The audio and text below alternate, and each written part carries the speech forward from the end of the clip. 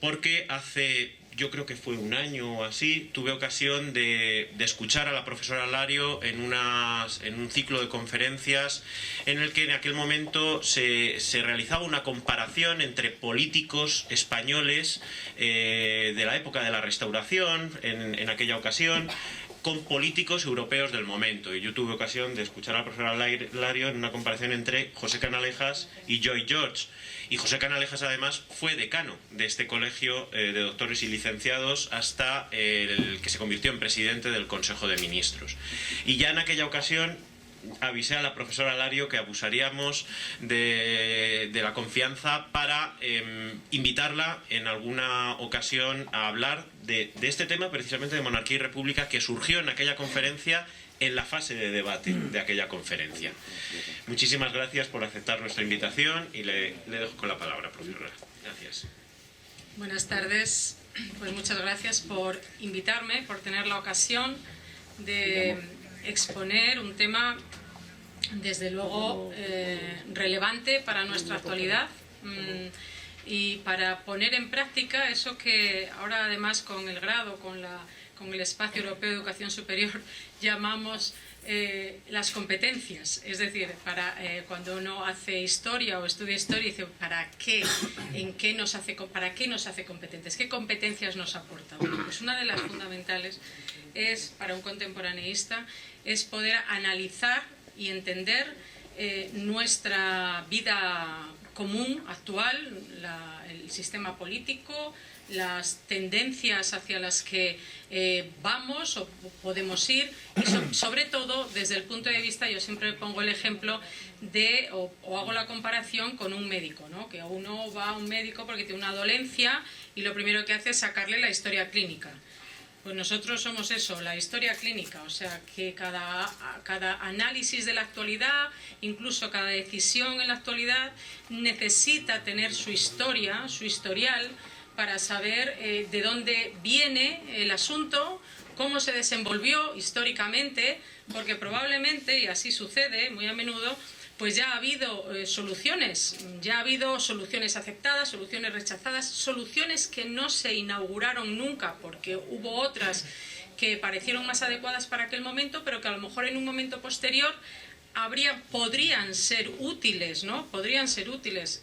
Todas esas cosas son las que nos debe enseñar la historia, y la debemos enfocar así. En este sentido, este ciclo me parece muy interesante porque creo que los organizadores lo han pretendido así exactamente, o sea, desde la actualidad o desde las necesidades actuales de nuestro conocimiento, buscar aquella historia clínica de cada uno de los asuntos para entender mejor dónde estamos, cómo podemos decidir y cómo podemos equivocarnos menos, por decirlo de alguna manera, porque acertar nunca uno está seguro de acertar, pero al menos manejar todas las posibilidades o los datos, la mayor cantidad de datos posibles para equivocarse lo menos posible también.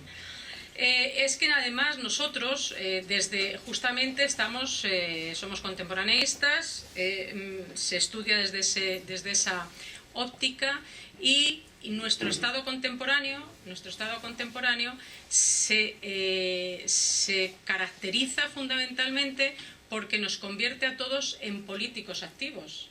Es decir, el Estado contemporáneo es un Estado constitucional, y el Estado constitucional lo que significa es que se organiza el modo para que los ciudadanos participen en política, sea, digamos, nuestro propio autogobierno a través de unas determinadas vías. Claro, si nosotros tenemos que participar en política, que es lo que debemos hacer, se supone que lo hacemos según qué modelo político tengamos organizado, pues deberemos conocer como mínimo las reglas de juego, ¿no? Como nadie jugaría un juego del que no conociera las reglas. Nosotros, desgraciadamente, yo creo que lo estamos haciendo cotidianamente. O sea, prácticamente todos los votantes estamos jugando a juegos de los que no conocemos las reglas. O sea que es conveniente ya el tema del primer día, como he podido ver, federalismo, pues es un tema también hoy crucial. Y el tema de monarquía-república pues es otro también crucial, puesto precisamente nosotros en España pues mantenemos una monarquía. ¿Por qué digo mantenemos? Y ya estoy en el tema. Digo mantenemos porque la primera pregunta que uno se debería hacer primero, bueno, creo que esto está definido, ¿no? Creo que está claro, antes de hacernos ninguna pregunta, para saber por qué me hago esas preguntas, es, Estado contemporáneo significa, esto que acabo de decir, significa, se inicia con una revolución, con las revoluciones liberales. Las revoluciones liberales, lo que es una revolución es un cambio drástico de un modelo político, de una manera de organizarse la sociedad hacia otra totalmente nueva. Esto es lo que sucedió con las revoluciones atlánticas a finales del siglo XVIII, las revoluciones liberales, que fueron construyendo nuestro Estado hasta hoy día, porque somos absolutamente herederos con la evolución pertinente en cada caso de lo que se construyó entonces. O sea que estamos en las mismas, con los mismos conceptos, casi con los mismos criterios y su evolución. Y por lo tanto, pues la primera pregunta que nos debemos hacer después, ¿por qué con una revolución, como fue las revoluciones liberales, se mantuvo la monarquía?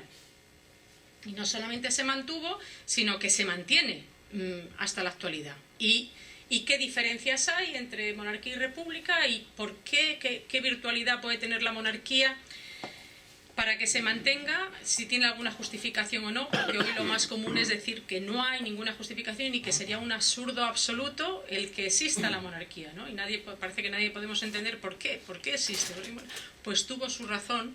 Y tiene su razón según el modelo en el que vivamos, y eso es lo que intentamos, lo que vamos a intentar descifrar esta tarde, que a veces uno se puede perder, lo digo porque no sé cuánto os he querido contar o les he querido contar, y a lo mejor es demasiado y vamos a lo mejor a intentar sintetizarlo. Pero es que lo primero que quise hacer, y voy a ver si lo sintetizo y lo hacemos, es explicar primero cómo se llega a la idea de este Estado contemporáneo, o sea, cómo se llega a la idea de que todos tenemos que participar en política y de que hay que organizar, o sea, autogobernarnos, y de que hay que organizar un sistema para ello, ¿no?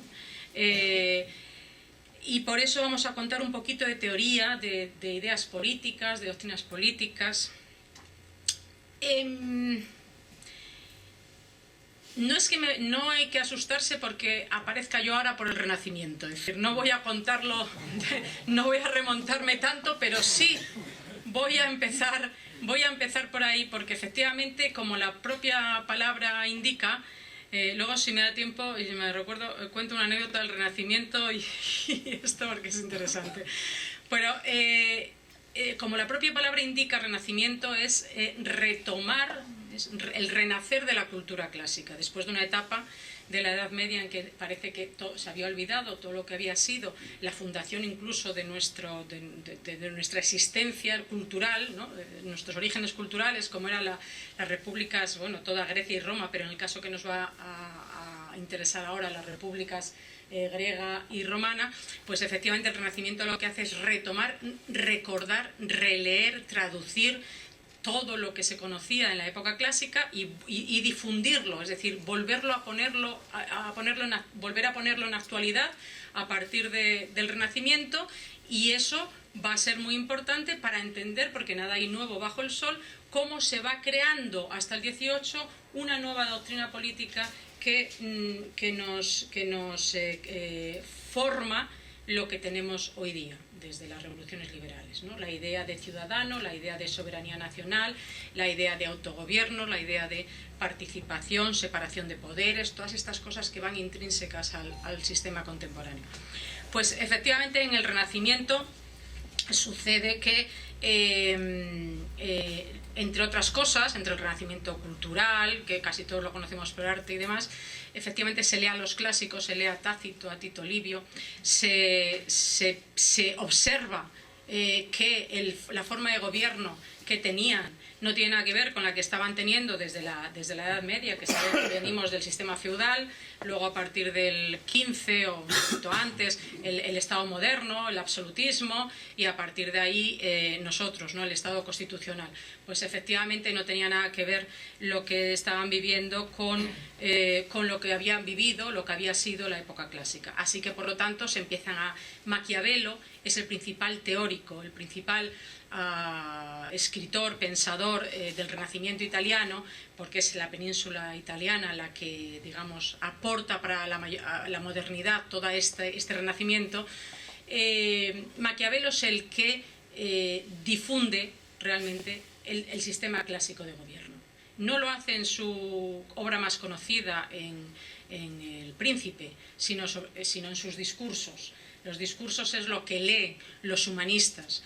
Los discursos son los que retoman el sistema clásico. A partir de ahí, digamos, todos los que empiezan a preocuparse por estas nuevas ideas viajan a Italia, se nutren de esta nueva, de este nuevo renacer de la cultura y de los modos clásicos, vuelven a sus países, sobre todo ingleses y nórdicos, y establecen en sus países, por ejemplo en Oxford, en el Magdalen College o en Cambridge también, dos colegios diferentes en Oxford y en Cambridge, núcleos de formación ya basadas en este nuevo pensamiento, en doctrinas humanistas que ya rompen con la escolástica, con el sistema tradicional de pensamiento teocéntrico, para comenzar con un sistema que llamamos antropocéntrico, en el cual el hombre pasa a ser el centro del interés, se empieza a pensar que el hombre sí que puede racionalizar, investigar, pensar, crear, reflexionar y hacer algo nuevo. Fue muy útil en esta época y para la difusión de este conocimiento fue el descubrimiento de la imprenta a mitad del siglo XV. Y junto a este movimiento humanista, o a la par, realmente se produce la Reforma. Estos dos movimientos, el humanismo y la Reforma religiosa, es lo que hace renovar completamente pues, todo el pensamiento de la época. Digo que la reforma religiosa se alimenta y alimenta al humanismo, o sea que son dos movimientos que van a la par. Del humanismo, para no entrar en mucho más detalle, decir que defienden pues la armonía, la paz, el bien común, y ahora entraremos en ellos un poquito más cuando profundice un poco en lo que ellos traían del mundo clásico, que era lo que hoy se conoce como republicanismo clásico, que su nombre lo dice todo, republicanismo clásico, y son ellos los que lo van destacando. Precisamente al hilo de este nuevo movimiento de pensamiento, ya en Inglaterra, por el siglo XVI, comenzaron a surgir movimientos llamados de comunidad, que eran promovidos y seguidos por estos humanistas y por los protestantes o calvinistas, que son la otra parte de este pensamiento del que voy a hablar ahora. Lo mismo que estábamos diciendo, que el humanismo es, sobre todo, se centra en se caracteriza por el antropocentrismo, pues es que el movimiento de reforma católica, de reforma religiosa, cristiana en este sentido, pues va por el mismo camino. Porque ¿qué hacen los protestantes? Defender la interpretación personal de la Biblia, la lectura particular de la Biblia y la propia interpretación de la misma individual. Y como defiende Lutero, pues que cada uno se salva, digamos, particularmente según su fe, o Calvino dirá no solo según su fe, y dirán también los católicos reformistas, pero católicos, no solo por su fe sino por sus obras. Cada uno ya va a decir, tiene sus variantes lógicamente, pero todos ya se centran en el hombre y su decisión y su fe y sus obras para salvarse. Así que la Reforma fue un elemento clave en la difusión de estas doctrinas políticas retomadas en el Renacimiento. La persecución de los reformistas, de los luteranos, de los calvinistas, pues es otro medio por el cual todas estas ideas se van difundiendo por toda Europa. Igual que la imprenta sirve para difundir las publicaciones con mucha más fluidez, la persecución religiosa, las migraciones religiosas harán que también se difundan estas nuevas ideas. Decía, por ejemplo, Castelar, nuestro republicano del siglo XIX, de la Primera República, pero también durante la Restauración, amigo de Cánovas, por cierto, decía en los años 70 del siglo XIX, él escribió una historia del movimiento republicano en Europa que es interesantísima, por cierto. La escribe en 1874 y yo digo que se adelanta a Pocock. Pocock es, pues no sé, todos habremos estudiado en su momento, o conoceremos una historia de las ideas políticas tradicionales, ¿no? Como Touchard, por ejemplo, ¿no? Sabine. pues poco, y esta escuela de Cambridge, que se llama así, son los renovadores de la historia de las ideas políticas, porque introducen mucha más, digamos, pensamiento político en la construcción del Estado contemporáneo. Y yo digo que Castelar, en 1874, cuando escribió esta historia del movimiento republicano, se adelantó a estos innovadores de la historia de las ideas políticas, porque ya decía, efectivamente, que, y esta es una cita literal, que América es el continente más aparejado, decía Castelar, a recibir las nuevas ideas. Y sin embargo, se engañaría tristemente quien creyera que la República apareció de pronto en esa tierra bendita de la libertad y de la democracia. Nos quedamos con las ideas de República y democracia, aunque él escribía a finales del XIX que ya había cambiado el concepto, pero es interesante. Puede, pues, dice Castelar, con razón asegurarse que desde mediados del siglo XVI, por eso el Renacimiento, el humanismo, a fines del siglo XVIII, cuando se producen las revoluciones liberales, la iniciación republicana de América no se detiene un momento. Y es que él lo está relacionando ya con la reivindicación de la libertad por medio de la reforma religiosa, con la moral más austera que la luterana, que era la de Calvino, con una iglesia más democrática, incluso que él insiste con los calvinistas, que son más democráticos que los luteranos, más austeros que los luteranos, y Castelar insiste en que son los calvinistas, no solo Castelar, porque los nuevos teóricos de las ideas políticas también lo dirán, insiste en que son los calvinistas los que más van a convertir, digamos, en ideas políticas esta transformación de las ideas religiosas de la Reforma. Y es que los puritanos, en general, no querían aristocracia, y esto atacaba directamente la monarquía. Ya teníamos un problema, porque una monarquía absoluta, una monarquía tradicional, sin aristocracia, no era una monarquía, ¿no? Muchos puritanos ingleses, tras la amenaza de Jacobo I de ahorcarlos, se fueron a la republicana Holanda. Desde Holanda se fueron a América, y como todos conoceremos, la llegada del famoso barco, ¿no? el Mayflower a los Estados Unidos, que siempre se pone, a los futuros Estados Unidos, que siempre se pone como el núcleo casi de la democracia norteamericana, pues los que llegaron a Plymouth con el compromiso democrático, como si fuera la carta fundamental de la República en América, eran estos emigrados de Europa, estos emigrados religiosos, digamos, de ideas religiosas que se acaban convirtiendo en ideas políticas. Pues el que no quiere aristocracia, efectivamente va a construir un sistema diferente, un sistema lo más cercano posible a la democracia o al sistema liberal. Pues cada paso, como dice Castelar, desde luego va durando más de un siglo, entre la palabra de Calvino y la peregrinación puritana, entre la llegada a América y la proclamación de la República. La declaración de independencia será en 1776, y entonces 16, 17, 18, un siglo, digamos, cada proceso. Así que la reforma religiosa fue un vehículo muy eficiente en la divulgación de las ideas clásicas por medio del humanismo, especialmente a través de la recuperación y divulgación, que de ellas hizo, como dije antes, una especie de recapitulación, Maquiavelo en el Renacimiento. Y por ello, y aquí viene otra tercera, digamos, fuente en la creación de nuestro ideario que nos construye hasta ahora, por ello los jesuitas y los dominicos, o sea, los que en el otro bando van a pensar, a reformar su pensamiento desde el catolicismo para, digamos, enfrentarse o contestar a estos ideólogos protestantes, a estos reformistas religiosos, asociaron a Maquiavelo y a Lutero. Pues claro, ¿por qué? Porque estaban conformando una misma grupo de ideas hacia, digamos, antimonárquicas o hacia la democracia. Y como, decían, y esto es una cita literal, como padres fundadores, lo va a decir Hobbes, por ejemplo, del impío Estado moderno. A Maquiavelo y a Lutero. Fue Lutero, con su reforma religiosa, quien introdujo, por ejemplo, un concepto básico que es la resistencia activa en la teoría política de los años 30 del siglo XVI. Y Calvino y sus discípulos quienes la desarrollaron como teoría constitucional. Pero eso significaba retomar ideas de los grandes pensadores escolásticos. ¿Por qué digo esto? Porque nosotros, de nuestra historia española, solemos conocer verdaderamente poco y mal.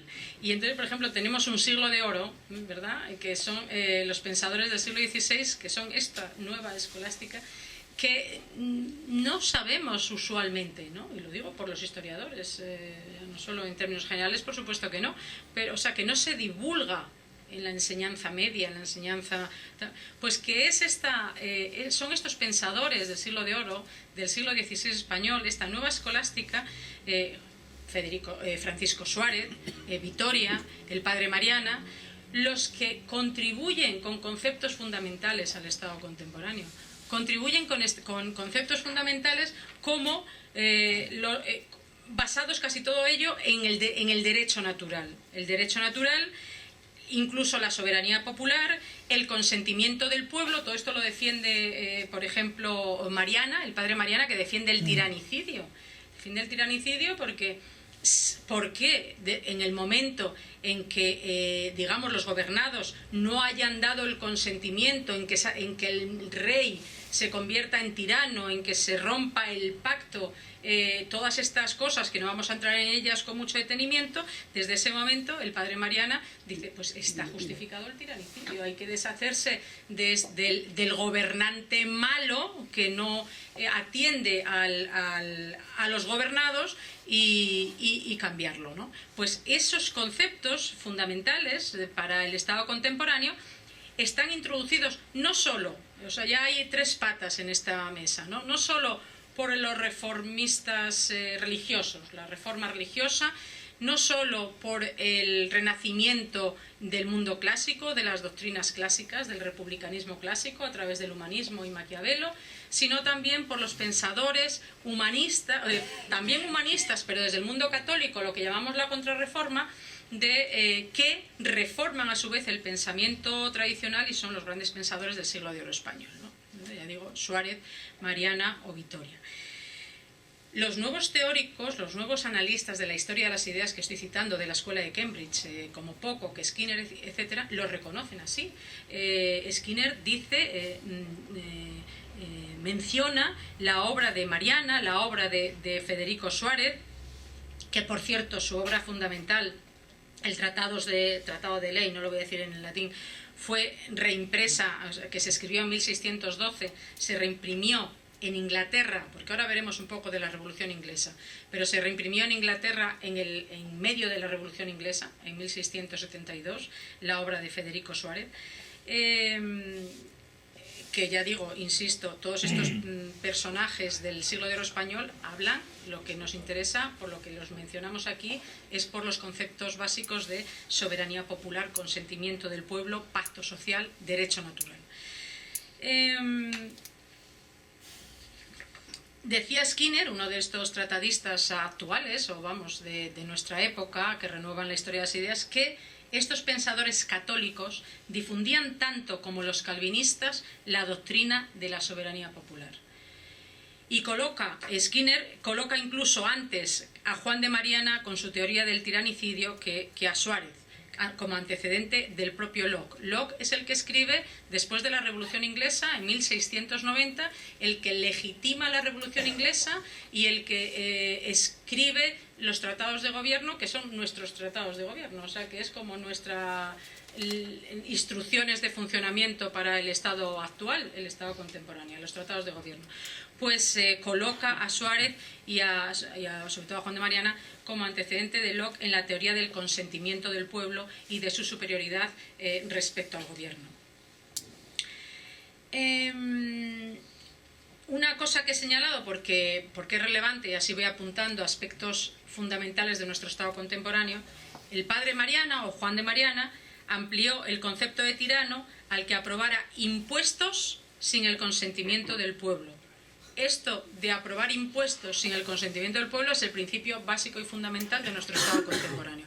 Así comienza realmente y se fundamenta nuestro Estado contemporáneo. Así comienzan las revoluciones, así comienza la Revolución Inglesa, así comienza el levantamiento de las 13 colonias, así comienza la Revolución Francesa, prácticamente así comienza el Estado contemporáneo digamos, el convencimiento de que un rey no puede aprobar y extraer impuestos de los ciudadanos si no participan de alguna manera en ese acuerdo o en esa decisión o en saber para qué se van a a utilizar esos impuestos o para organizar lo que hoy conocemos como la ley de presupuestos, que ya no le hacemos nadie caso porque es cada vez más técnica e imposible de seguir, pero que es una de las pocas leyes obligadamente anuales.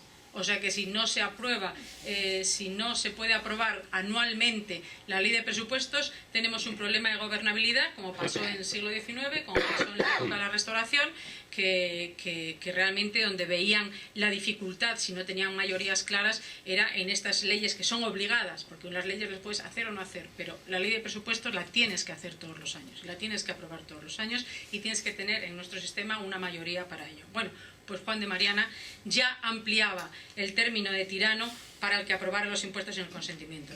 Bueno, decir un poco que los calvinistas en Escocia son los que defendieron también llevaron incluso defendieron antes esta idea del tiranicidio, un poco antes del propio Mariana, y así para no crear problemas, Skinner nos da las fechas y dice que ya el calvinista escocés Buchanan, 20 años antes que Mariana, que escribe en 1599, Buchanan en 1579, 20 años antes, ya defiende también el tiranicidio. Bueno.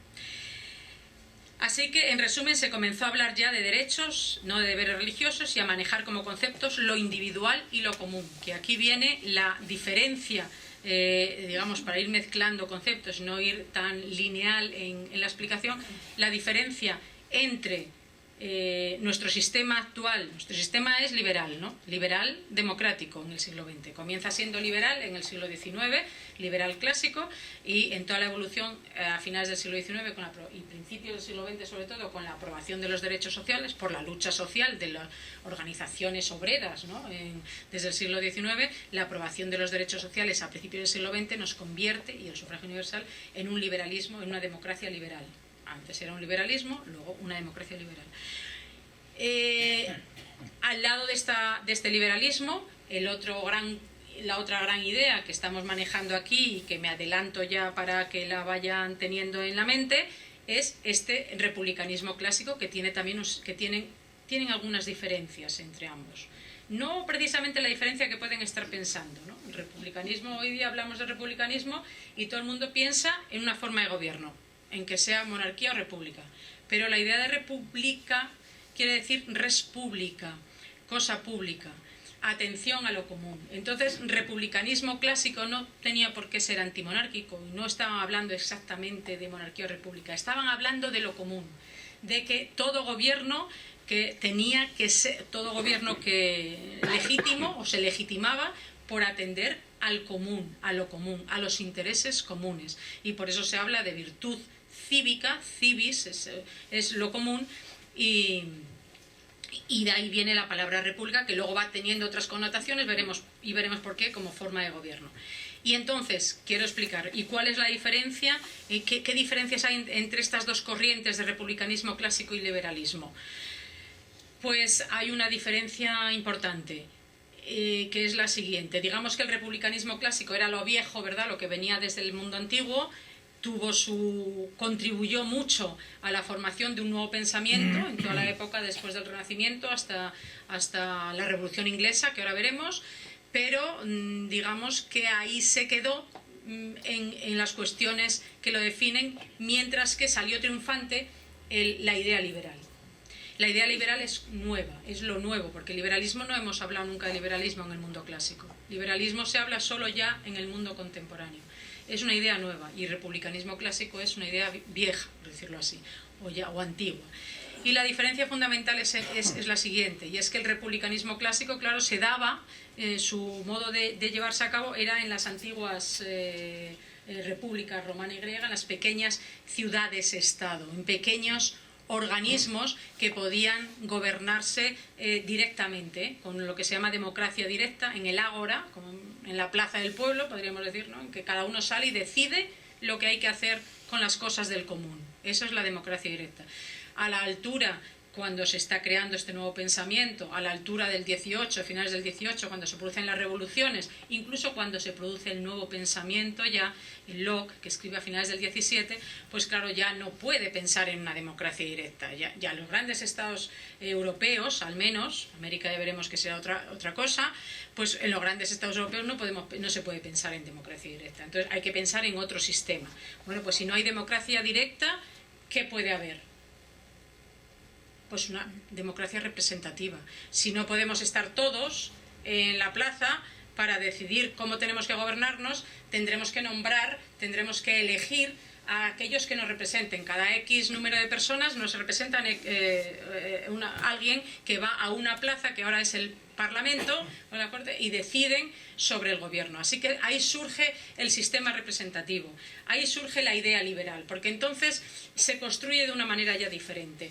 Ya al ser un sistema representativo, una democracia, un liberalismo, un representativo, porque democracia lo vamos a dejar para ya más avanzado, para el siglo XX, también hay que construir las cosas de otro modo, o sea, hay que hacer el edificio de otra manera. Ya no nos vale, no nos vale solo salir al ágora, a la plaza, a decidir.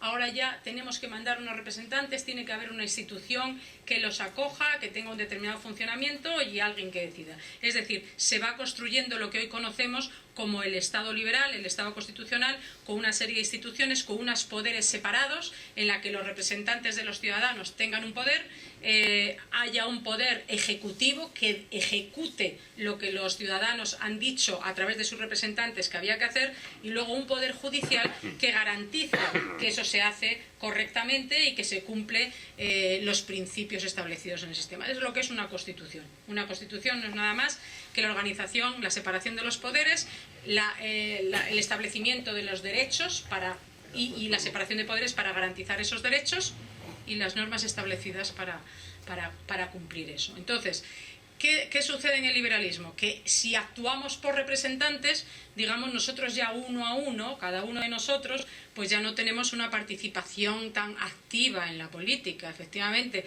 lo que nos suele suceder es esto que nos está sucediendo hasta hoy día, que llega un momento en que en el origen somos los mandatarios, o sea, somos los que tendríamos que decidir, digamos, a través de nuestros representantes, y al final, que es hoy, digamos, nos hemos olvidado prácticamente de quiénes somos, y realmente los mandatarios, o sea, los que mandamos allí a decidir, acaban siendo realmente, se acaban sobreponiendo a nosotros, ¿no? Y nosotros solamente casi ya estamos para decir sí o no. Esa es la situación actual. Y eso lo comparo, si tienen ocasión de verlo, con una película, un clásico, que es buenísimo, a veces, que es El Sirviente. No sé si alguien la conoce. Es a nivel particular, ¿no? Es el dueño de la casa, que un aristócrata inglés, ¿no? que necesita un sirviente, pues lo propio de su condición, de su clase y tal. Vive solo, y entonces contrata un sirviente, pero él no quiere hacer nada. Él quiere que le den todo hecho y todo arreglado, y entonces, cuanto menos problemas mejor. De tal manera es así, el sirviente, con muy buen criterio y con mucha capacidad de decisión, dice, bueno, decido yo lo decido todo, hasta tal punto que acaba decidiendo hasta con quién tiene que salir el que era su dueño, su señor, mejor dicho, acaba siendo un mandado en su propia casa. O sea, que tiene que pedir permiso para entrar, tiene que pedir permiso para salir, tiene que pedir permiso para todo. No es nadie, y acaba siendo una tragedia. El que lo haya visto, el que lo vea, para mí es un símbolo, una simbología muy eficaz de lo que le pasa al sistema liberal actualmente, puesto que nos hemos dejado, ¿no? Hemos tenido el sirviente, necesitamos el sirviente en nuestra casa común, pero ese sirviente se ha adueñado de... ¿Qué significaría el republicanismo clásico frente a esto? Y lo digo adelantándome muchísimo, pero me parece bien, así es más dinámico. ¿Qué significaría? Lo digo porque es que hoy día hay un movimiento en el mundo anglosajón que efectivamente es de retomar este republicanismo clásico en las partes aquellas que se habían quedado olvidadas y que hoy día podrían ser útiles para corregir este exceso de inactividad por parte de los ciudadanos y de predominio por parte de los representantes, ¿no? Y que sería esa parte que tiene el republicanismo clásico de una mayor actividad, de mucha más presencia del ciudadano en su casa, del dueño en su casa, del ciudadano en su país, en su sociedad, en su comunidad, ¿no? Para actuar en muchos más ámbitos, con una preocupación mucho más constante. Ya sé que es muy incómodo para las sociedades actuales en que cada uno se dedica a sus negocios, pues por eso tuvo tanto éxito el liberalismo frente al republicanismo clásico, porque dejaba que las personas, que los individuos se fueran dedicando a sus cuestiones particulares, a su comercio, a su industria, a sus intereses, a sus hobbies, y no tuvieran que preocuparse del gobierno del común. Lo mismo que hacemos nosotros cuando tenemos algún asistente en casa, pues no nos tenemos que ocupar de la casa y nos dedicamos a otras cosas, ¿no? El problema es si te vas quedando sin casa, ya hay que empezar a retomar el interés, ¿no? Pues esa es la situación. Bueno, pues entonces yo creo que con todos estos conceptos de resistencia popular, de calvinistas, católicos, humanistas, vamos directamente a contar un poco cuál fue la primera revolución, porque esa va a ser una de las explicaciones. Vamos a tener dos grandes revoluciones primeras, aunque no se reconozca normalmente. La Revolución Inglesa nunca entra, lógicamente, en nuestra historia contemporánea, pues porque se produce en el siglo XVII, pero es la primera que establece una monarquía constitucional. Y ya tenemos una monarquía constitucional ahí que siempre va a pesar enormemente en todos los procesos posteriores hasta hoy día. Y la segunda, que incluso tampoco en muchos casos, ¿no? Se pone equivocadamente, en este caso absolutamente equivocadamente, en la historia contemporánea, yo sí la pongo, por supuesto, es la revolución de las 13 colonias, porque las 13 colonias, la independencia de las 13 colonias crea el otro modelo de gobierno constitucional, en este caso la república. Es decir, las 13 colonias construyen o constituyen la república constitucional por excelencia. Y Gran Bretaña en el siglo XVII va a construir la monarquía constitucional, que no fue el modelo que luego se estableció, que luego se estatuyó o se levantó con ocasión de las revoluciones. No fue el primer modelo, pero fue al final el modelo al que recurrieron en segunda instancia Europa en el momento de la moderación de la revolución. Vamos a ir a ello un poco. Como esto va muy rápido, yo creo que nos va a interesar mucho más centrarnos en la cuestión de monarquía y república. De la Revolución Inglesa, que es simplemente destacar que es el gran momento de reflexión en el que cuaja, en el que se divulga, digamos, el pensamiento del republicanismo clásico. Hay un gran teórico en ese momento del republicano, que es Harrington, que queda, digamos, oculto en las historias políticas o en las historias de las ideas políticas, porque antes y después que él hay dos grandes. Uno es Hobbes y el otro es Locke. Y entonces él queda en el medio y queda bastante poco, y es bastante poco conocido, pero es el que difunde el gran teórico del republicanismo clásico en este momento. Porque Inglaterra, al contrario de lo que se suele decir, ¿no? Todos oiremos en algún momento que Inglaterra es un país pues que no tiene revoluciones, que siempre va lentamente, trabajando con este saber hacer inglés, y nada más falso.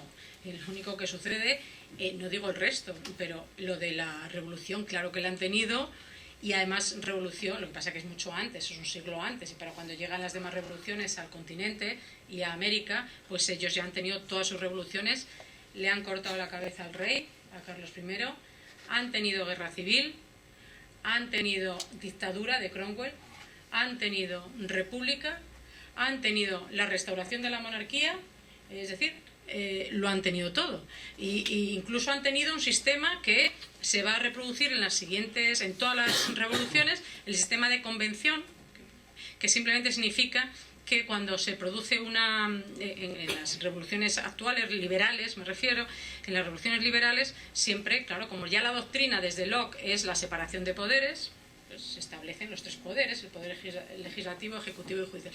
Pero hay un momento en la revolución, cuando la revolución está en su punto álgido, cuando corre peligro de perderse, o cuando se la ataca y tal, que todos los poderes se concentran en una asamblea. Eso es la convención. Esa es la convención. Deja de ser un sistema constitucional realmente, para ser un sistema como el terror en Francia, o las convenciones en las 13 colonias para decidir su gobierno. Pues Inglaterra también tiene un periodo de convención en el que todos los poderes se reúnen en una asamblea, reuniendo todo un poder prácticamente autoritario sin compensación entre un poder y otro. O sea que Inglaterra pasa por todos los momentos de las revoluciones.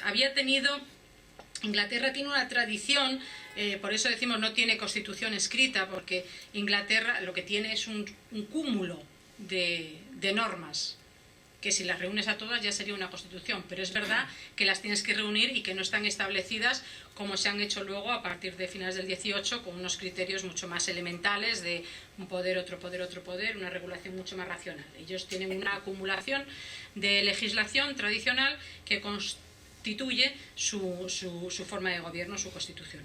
Pues es verdad que existía desde 1215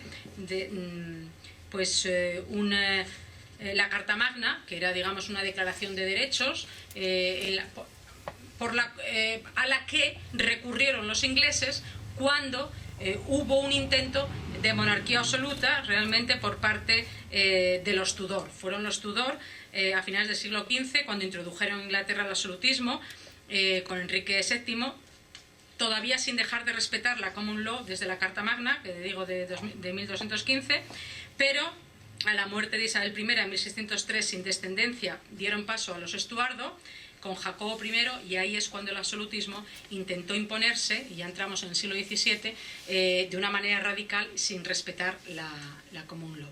Y ahí es cuando se desata el levantamiento de los ingleses, recurriendo o reclamando sus viejos derechos, sus antiguos derechos y tradiciones que estaban reconocidos en la Carta Magna y que quisieron reponer en la primera revolución de los años 40, por eso se le corta la cabeza a Carlos I, y luego en la segunda revolución o la gloriosa revolución de los años 80, que es cuando se restaura la monarquía, pero ya una monarquía constitucional y una monarquía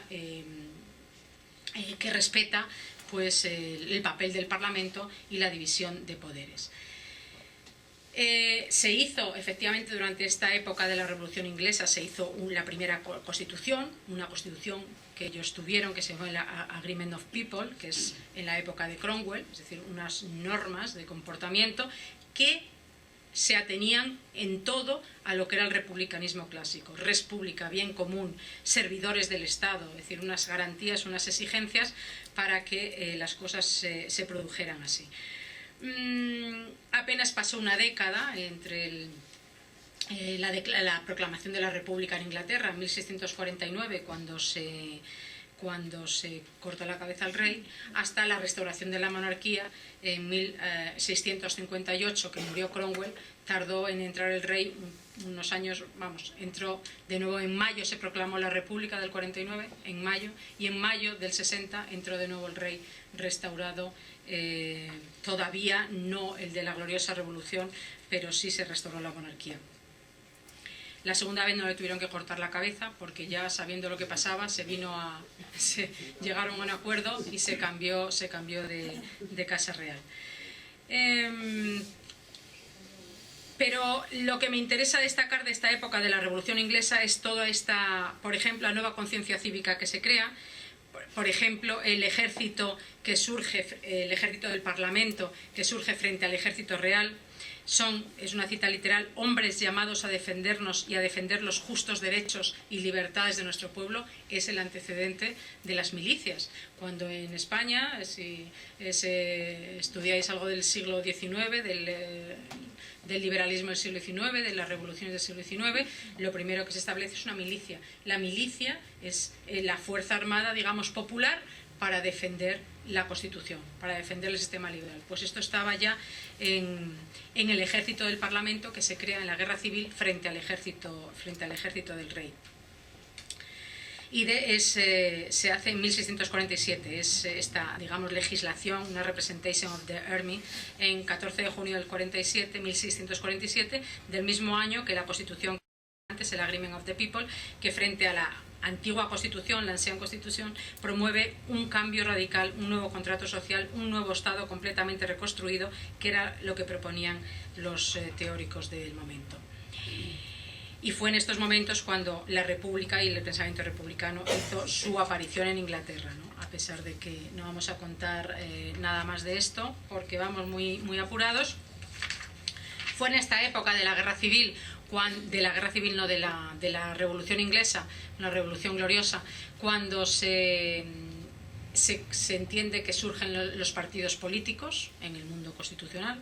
En Inglaterra surgen porque efectivamente una cosa es tener unas normas, unas ideas de separación de poderes, de poder legislativo, ejecutivo y judicial, y otra cosa es cómo lo aplicamos, cómo ponemos esto en planta, cómo va a funcionar. Y claro, el propio funcionamiento es el que hace observar las deficiencias y las correcciones que hay que introducir. Una de ellas fue precisamente que, claro, el rey tenía sus amigos en el Parlamento, lo que llamaban el partido del rey, los amigos del rey. Y entonces, aunque partido, como todos sabemos, tiene una connotación negativa, o sea, cuando decimos eres partidista, no es nada bueno, no es nada positivo, ¿no? Así que la idea de partido siempre ha sido negativa. Cánovas decía que los partidos son un mal necesario.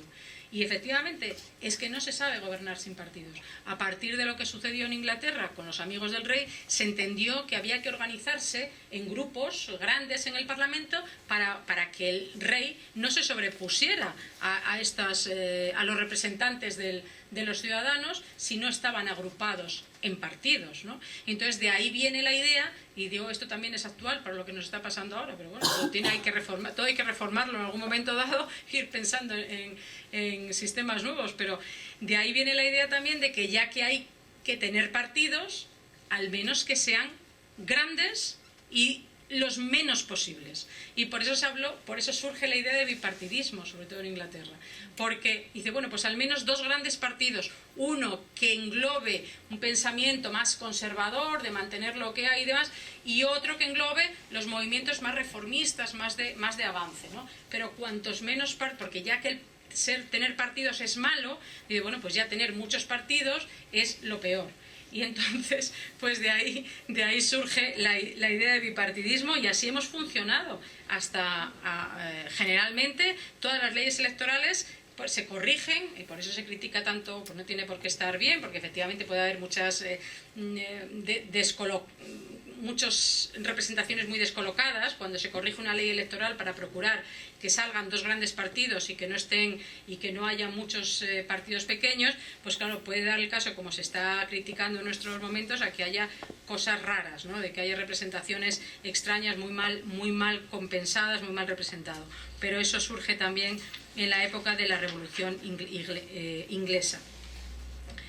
Bueno, entonces, una vez que tenemos, digamos, la idea de que es desde el Renacimiento cuando se va gestando la nueva idea política, de que son los reformistas, los religiosos, los humanistas, también los contrarreformistas, los reformistas religiosos del mundo católico, y de que es en Inglaterra donde, además de producirse la primera gran revolución y el establecimiento de una monarquía constitucional, es cuando se gesta todo el pensamiento también republicano y liberal, porque nada más acabarse la Revolución Inglesa, Locke escribe sus tratados de gobierno para, digamos, dar la teoría, legitimar todo lo que había sucedido en la Revolución Inglesa, y nos deja hecho, digamos, la Biblia política de nuestra época. Es lo que lee Montesquieu a mitad del 18, que viaja a Inglaterra, visita Inglaterra, ve cómo funciona, traduce a Locke y hace su esprit de loi, el espíritu de las leyes, que va a ser, pues, para el continente la doctrina política fundamental.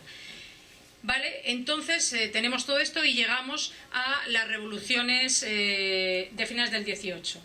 Y la primera pregunta, antes de pasar por América, ¿qué ahora pasaremos por América? Porque en América no hay monarquía, pero a nadie nos extraña que no haya monarquía, ¿no? No había, o sea, tuvieron que independizarse de una monarquía, por lo tanto, una monarquía no se improvisa. Por lo tanto, que no haya monarquía en América, pues era lógico en sus circunstancias. La pregunta entonces es, ¿por qué cuando se llega a la revolución en el continente, la francesa, la española, todas las demás, pero la francesa como el emblema de todas las revoluciones, Porque el primer modelo, que esto hay muchas equivocaciones al respecto, el primer modelo revolucionario de la Revolución Francesa es una monarquía. La monarquía constitucional de 1791. El primer modelo, el primer objetivo de los revolucionarios ingleses no es acabar con la monarquía, es acabar con la monarquía absoluta, es limitar la monarquía. Y lo que hacen es eso, es limitar la monarquía y trasladar al rey a uno de los poderes, que es el poder ejecutivo, y dejar el poder legislativo a los representantes y el poder judicial a quien corresponde, porque el poder judicial no es, digamos, un poder político. En principio se caracteriza por la independencia del Poder Judicial respecto a los poderes políticos. Es como debe ser, o sea, esa es la teoría, y hacia dónde hay que tender, ¿no? Y lo que hay que corregir cuando funcione mal. Pero la idea es esa, es la independencia del Poder Judicial de los poderes políticos. ¿Y por qué no se pensó en república? Bueno, pues no se pensó en república precisamente porque en esa época la idea que se tenía, la república estaba asociada a democracia. Claro, era república clásica, democracia directa. No conocíamos otra. Entonces, la idea de república es democracia.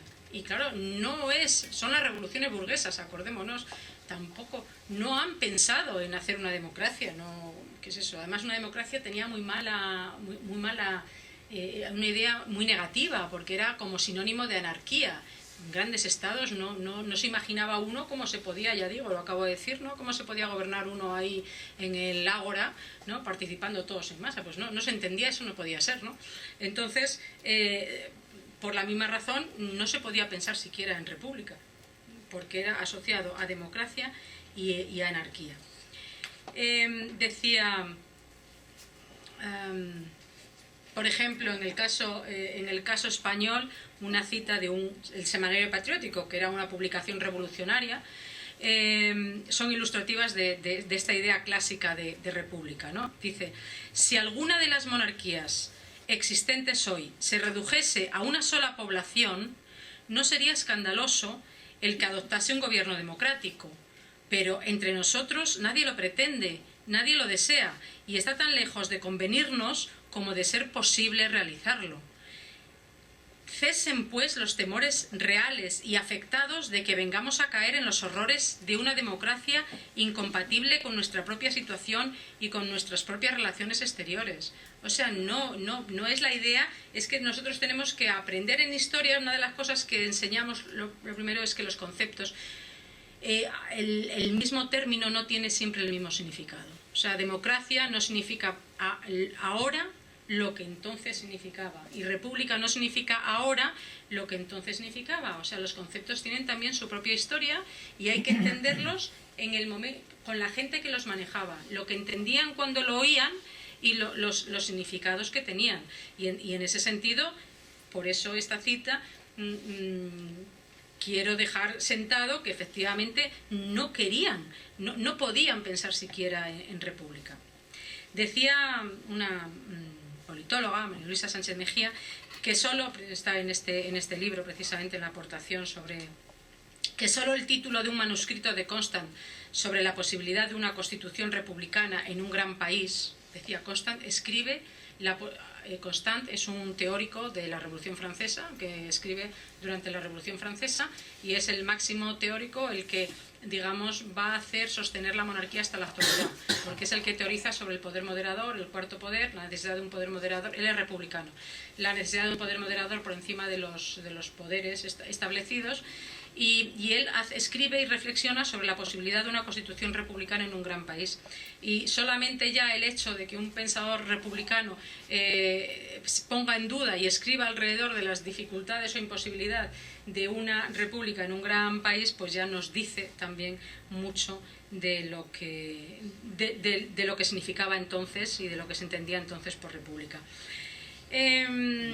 Pues bueno, pues Constant, digo, es el gran gestor de la pervivencia de la monarquía hasta la actualidad, porque él entiende, él estaba buscando un poder neutro, y de cómo él estaba metido en la batalla continua de la Revolución Francesa. La Revolución Francesa y todas sus constituciones fue un mare magnum continuo, un vaivén continuo de modelos, de cambios, y que ninguno cuajaba, ¿no? En un constante ir y venir.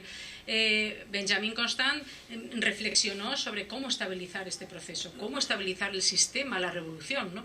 Y él pensó que era necesario un poder neutral, un poder que pudiera coordinar a todos los demás poderes cuando se enfrentaban, ¿no? Porque si no pasaba lo que pasó en Francia, que el poder legislativo cortó la cabeza al rey, o lo que pasó en España, que el rey cortó la cabeza, digamos, al poder legislativo, porque acabó con las Cortes y volvió al absolutismo, ¿no? Entonces buscaba un poder neutro que pudiera organizar a estos poderes, que no sucedieran estas cosas, ¿no?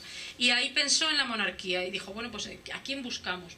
Un hombre eminente, alguien, un grupo de personas, no sé, tendría que... quizá, pues existe la monarquía, pues quizá, ¿no? Mejor institución posible, de que no depende, como es por herencia, no depende de ningún partido, porque el problema eran los partidos políticos y las tendencias partidistas. No depende de ningún partido. Luego, quizá mejor él que nadie para ejercer un poder neutral, un poder moderador por encima de los poderes. Pero para eso tenía que sacarlo del poder ejecutivo. El rey estaba en el poder ejecutivo, la revolución lo había colocado en el poder ejecutivo, ¿no? Pues Constant lo saca del poder ejecutivo y lo coloca en un poder apolítico. Claro que no tiene éxito, o sea, esta doctrina funciona desde el principio prácticamente, es el objetivo al que tienden las monarquías constitucionales, pero en la práctica no se va a establecer así hasta las constituciones del siglo XX. En todo el siglo XIX, cualquiera que lea una constitución verá que el poder ejecutivo está en manos del rey.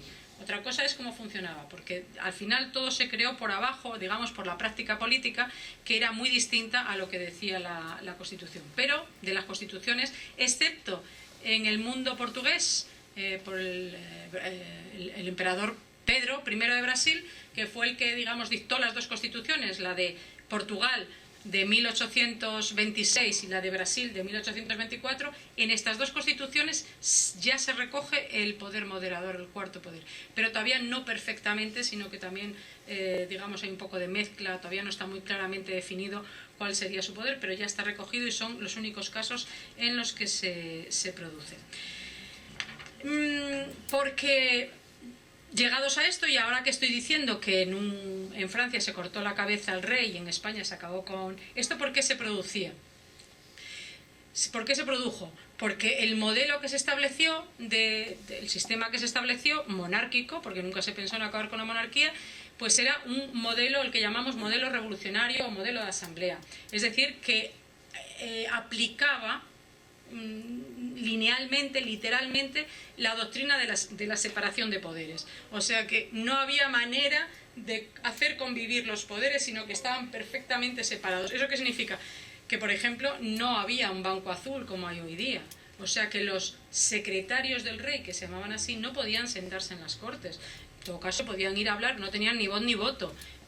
Así que eran poderes absolutamente separados. Tampoco entonces tenían responsabilidad ni tenían que dar cuenta a las Cortes o al Parlamento de su gestión. Así que, digamos, cada poder tenía su esfera de acción y estaban perfectamente separados. Esto es lo que se tuvo que corregir en el mundo de la monarquía. Es decir, cuando fracasó sistemáticamente, tanto en Francia como en España, en la de 1812, que es un modelo calcado, o sea, con la misma idea de todos los modelos revolucionarios, pues que es cuando se recurrió al sistema inglés.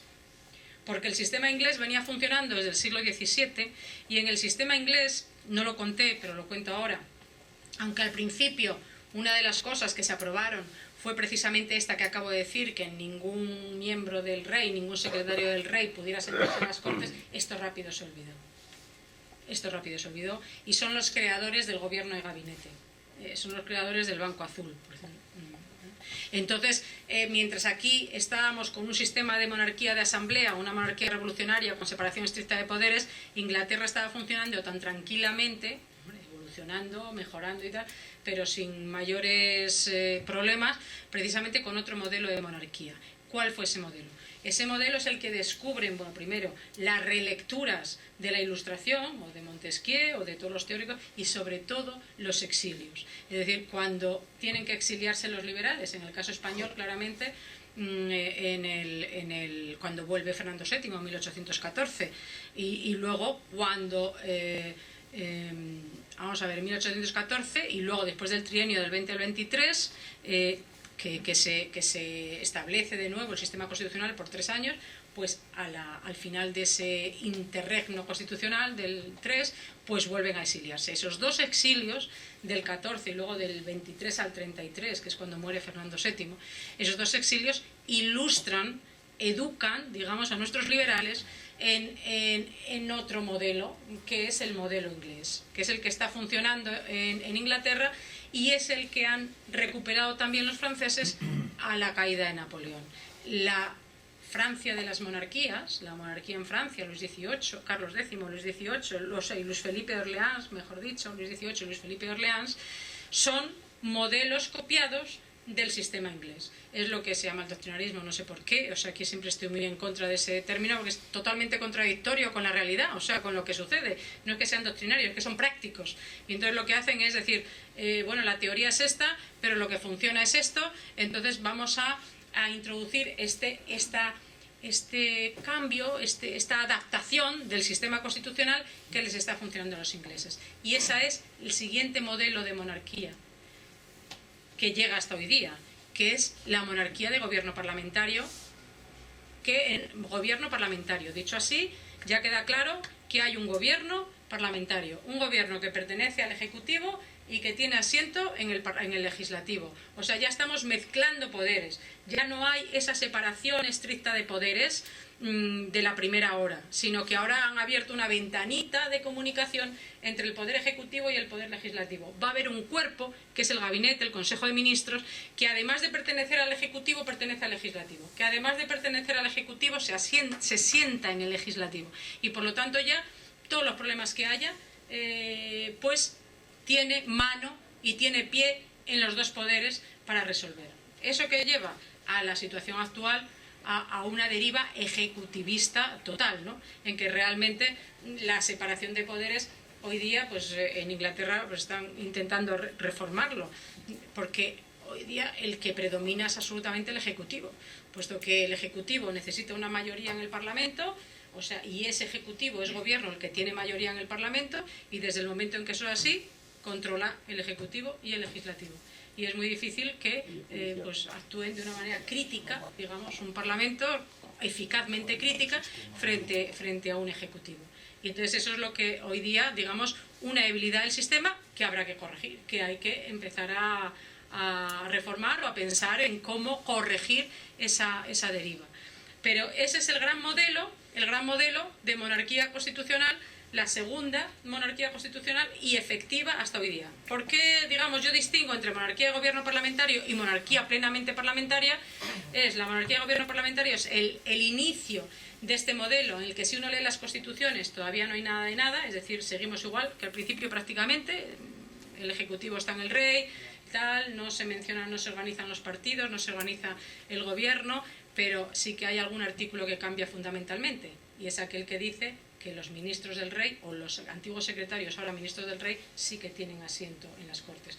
No solamente tienen asiento en las Cortes, como hacían los italianos, sino que si no lo tuvieran, por alguna razón, se les reservaría la primer vacante en el Parlamento, porque pasa a ser una condición sine qua non que un gobierno salga del Parlamento, responda ante el Parlamento, sea responsable ante el Parlamento y a la vez el Parlamento pueda pedir cuentas efectivamente al gobierno y el gobierno decidir, votar y trabajar en el legislativo. Hay todavía otra monarquía que solamente la menciono por si acaso, que no tuvo éxito, que existió pero que murió, que es la monarquía que llamamos, porque ellos mismos lo llamaron así y entonces pues lo dejamos así porque tampoco tuvo más trascendencia, que es la monarquía puramente constitucional, la alemana, en la cual mantenía la separación estricta de poderes, pero con poder decisivo para el rey. Lo que pasaba es que el legislativo no tenía verdadero poder, no tenía un poder efectivo. Y ellos, al contrario, los alemanes, que siempre tienen una gran teoría, son grandes pensadores y construyen la teoría del Estado de Derecho, son ellos los que juzgan mal al sistema de gobierno parlamentario, que dicen que es una tergiversación de la monarquía constitucional, que eso no es monarquía ni es nada, ¿no? Lo que tenemos nosotros actualmente, los teóricos del Estado de Derecho alemán siempre la criticaron porque decían que era una perversión de lo que era una monarquía constitucional. Y ahí tenemos los modelos de la monarquía, ahora tenemos esta plenamente parlamentaria. ¿Y qué pasaba mientras tanto? Porque los alemanes tenían razón en una cosa, y es que ellos ponían en funcionamiento una monarquía, el primer modelo de separación estricta de poderes, a la par que en América construían una república constitucional con separación estricta de poderes. Porque en una república sí funcionó. En una república lo que aquí no funcionó, porque se acababan enfrentando los poderes y no había manera de resolver, porque uno de los poderes es permanente, o le cortas la cabeza o no puedes quitártelo de encima. En una república sí funcionó porque los dos poderes son elegidos. Tanto el ejecutivo son elegidos independientemente. Porque claro, en un sistema parlamentario como el nuestro, el ejecutivo sale de una sola... hacemos una única elección, elegimos los diputados y de ahí sale el gobierno. Entre la mayoría del partido mayoritario que tiene más diputados, de ahí se forma un gobierno. Pero en un sistema de separación estricta de poderes, un sistema presidencialista como el americano, no. Se hace una elección para el jefe del Ejecutivo, para el presidente, y una elección para el Congreso. Dos elecciones. Y entonces, como son dos elecciones diferentes, cuando se mantienen los dos poderes separados y cuando hay un problema entre poderes, pues se resuelve con una elección o con otra, sin necesidad de cortar la cabeza a nadie. Entonces, el sistema, la República Americana, es, digamos, la república puramente constitucional. Es así. Sería el modelo republicano por excelencia. Y ahora viene la segunda pregunta. Y entonces, ¿por qué en Europa, cuando se va acabando con las monarquías y se establecen repúblicas, pues no se establecen repúblicas presidenciales? Se establecen repúblicas como la alemana, como la italiana, repúblicas parlamentarias. Repúblicas parlamentarias que, por decirlo, digamos, no tienen ningún sentido. Porque si el gobierno parlamentario, el parlamentarismo se hizo expresamente para la república, para la monarquía, puesto que al rey no se le podía cambiar, tenía que tener un cuerpo ahí del ejecutivo, una parte variable del ejecutivo que sí se la pudiera cambiar. No puede, porque si no, no podríamos cambiar nunca al ejecutivo. Al gobierno sí lo podemos cambiar, al rey no, pero al gobierno sí. Y por esa razón se estableció este sistema para la monarquía. El parlamentarismo se hace para la monarquía. Pero, ¿y para una república? ¿Qué sentido tiene tener un presidente de república y un presidente del gobierno? ¿No? En Alemania hay un presidente de república, aunque no parezca, aunque nadie lo veamos. Ellos lo ven igual que nosotros en los discursos de Navidad, nosotros mucho más, porque un rey tiene mucha más presencia, porque dura mucho más y por lo tanto está mucho más presente que un presidente de una república que va cambiando cada 4 años, y si no ha tenido alguna corrupción como el pasado alemán que salió en la prensa o alguna cosa así, pues nadie lo conoce. Entonces, ¿qué sentido tiene? Pues poco realmente. Y lo único que pasa en Europa es que no nos hemos atrevido, había que sí cambiar la monarquía hacia la república, sí, por eso es la reflexión que hay que hacer hoy día también. Pero cambiarla hacia la república constitucional por excelencia, hacia la república presidencial, no. ¿Por qué? Pues porque el único ejemplo, hay varias razones, tienen que ver, bueno, voy a empezar primero. El único ejemplo que tuvimos de república presidencial fue la Segunda República Francesa, la de 1848, que salió Napoleón, el segundo Napoleón. Es decir, cuando al sobrino a Luis Napoleón se le elige como presidente de la República, en 5 minutos se convierte en el segundo emperador de Francia. En Latinoamérica, los populismos, los presidentes estos populistas, también van por ese lado. Es decir, la gran fuerza que tiene un presidente con legitimidad propia y sin necesidad de dar cuenta, digamos, al Parlamento, pues si no está bien organizado el sistema, pues te puede llevar a estas derivas personalistas. ¿Por qué, si en Latinoamérica se producen todas estas derivas personalistas, en Estados Unidos no de esa manera? Y claro, y aquí viene el otro concepto interesante, o la otra cosa que hay que conocer, de la república y de la idea de república que está en los americanos desde el principio, y ahora lo vamos a ver un poquito. Es el federalismo. ¿Por qué? Pues hay que decir que las 13 colonias, cuando se organizan por primera vez para independizarse de Gran Bretaña, y cuando se levantan en guerra contra Gran Bretaña, efectivamente la primera organización que hacen, la primera constitución que hacen, es una constitución confederal. El otro día, como ya les han ilustrado sobre federación y confederación, pues hacen una constitución confederal. ¿Eso qué quiere decir? Pues que cada una de las colonias se convierten, digamos, en estados, pero en estados absolutamente independientes, realmente soberanos, independientes, que solamente se reúnen, como diríamos una confederación europea ahora, pues para ciertas gestiones, pues para la cuestión internacional, para la guerra, para tal. Pero cada uno es autónomo en sus decisiones, en sus economías, en sus impuestos. ¿Esto qué pasó? Que duró 10 años, no más, porque lo que demostró es que no creaba muchos problemas porque no había una política común. Ahora pensamos en la Unión Europea y ya todos lo entendemos en un minuto, ¿no? Dice, no había una política común, ni económica, ni de ningún otro tipo, y se creaban verdaderas fricciones, enfrentamientos entre ellos, por si uno quería pagar los impuestos, el otro no, cuando se debía, cada uno acordaba particularmente con los estados extranjeros, por ejemplo, en la intervención de la guerra de Francia o de España, cada uno llegaba a sus propios acuerdos, era un caos, ¿no? Era verdaderamente un caos.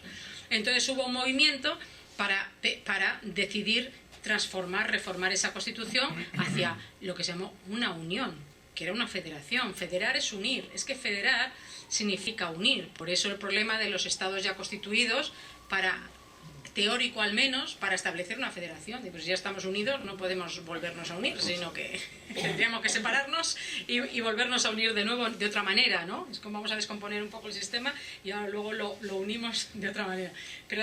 Porque federar es unir. Entonces lo que pasó en Estados Unidos, en las colonias, fue que efectivamente en la Convención de Filadelfia, después de muchos enfrentamientos teóricos también, entre los confederales, no confundamos con la guerra civil, los que defendían la confederación, que eran republicanos clásicos, que eran demócratas, eran los futuros del Partido Demócrata, pero entonces se llamaba republicano, no hay que confundir, porque eran los republicanos clásicos, para ellos eran los republicanos, serán hoy día los demócratas, pues se enfrentaron a la posición de los más conservadores, que incluso les llamaron, como les llaman de todo, pues tiránicos, defensores de la tiranía, que acababan con la república y tal, que eran los federales, los que querían unir a las colonias en el sistema que tienen hoy día, que es con un congreso fuerte de todas las colonias, un congreso federal, un presidente federal, y luego pues que cada una de las colonias o de los estados tuviera su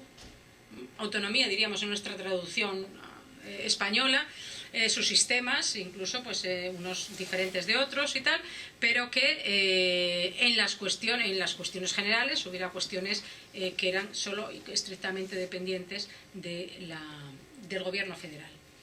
¿Y qué es lo que les lleva, digamos, a realmente, cuál es la peculiaridad o lo que les hace funcionar mejor que en cualquier otro sistema presidencial, si no se tiene esa precaución? Es el Senado, porque se establece la representación de los estados, claro. Si eso fue la condición también para que se aprobara por fin la federación. La condición fue esa, la de que todos los estados estuvieran representados de manera igualitaria, 2 senadores por cada estado, independientemente de sus dimensiones y de su población, y otra, que ya que se tendía a la tiranía, entre comillas, se hiciera una declaración de derechos que estuvieran obligados a garantizar la Constitución para prever ese peligro de exceso de poder por parte de la Federación. Entonces, entiendo yo, ese sistema, ese Senado con un gran poder de los estados, un gran poder del Senado para controlar al presidente y para controlar toda la política americana, la que realmente le impide derivar en un sistema personalista. Y eso es lo que, si se hace en un estado unificado o un estado unitario o de tradición unitaria o de cultura política unitaria, una república presidencial, pues no iba a funcionar bien. Entonces, estas cosas, pues es conveniente tenerlas en cuenta, los diferentes modelos, por qué se han creado así, por qué funcionan de una determinada manera, qué virtualidad tiene, por ejemplo, qué virtualidad tiene en el caso de la República Presidencial del Senado, lo acabamos de decir. En el caso de, como empezamos al principio, qué virtualidad tiene la monarquía hoy día, pues precisamente el ejercer ese poder moderador o ese poder arbitrario entre los partidos en un caso de conflicto. Normalmente, cosa que un presidente de república lo haría en ese sentido mucho peor, puesto que no sabemos elegir si no es por un partido. O sea que va a ser parte de un partido, no puede ser apartidista un presidente de república. Es de un partido. Mientras que el rey en un sistema parlamentario tiene mucho más sentido una monarquía que una república. Y una república tiene mucho más sentido que sea presidencial a que sea parlamentaria. Esa sería la conclusión final, ¿no?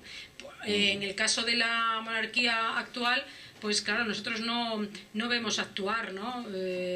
Pero efectivamente, si se diera el caso, que podría darse, a lo mejor en breve espacio de tiempo, de que no hubiera ninguna mayoría clara, si no hay un poder por encima de quién decide quién es el que forma gobierno.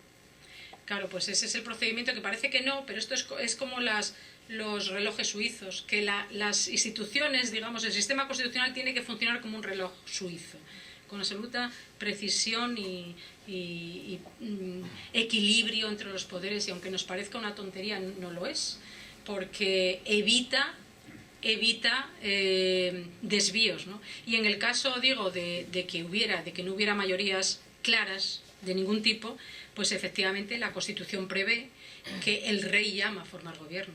Y aquel que llame el rey a formar gobierno tendrá que pactar o buscar pactos para formar un gobierno. Bueno, nos acordamos, luego puede ser fácil o no, nos acordamos del caso belga hace poco, ¿no?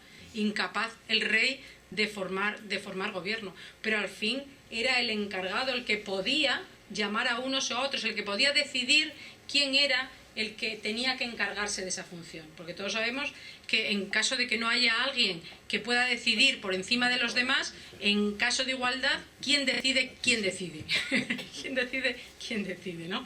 Pues en este caso esa sería la virtualidad de un poder moderador, que evidentemente desde ese punto de vista lo ejercería mucho mejor un rey, que para eso se diseñó.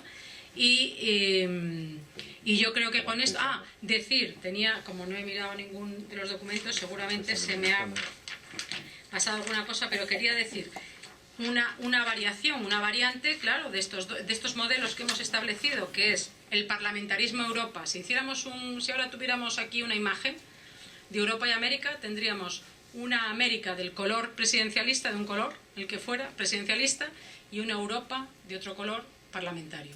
Eso es la herencia de nuestra historia constitucional. Modelo parlamentario en Europa, modelo presidencialista en América.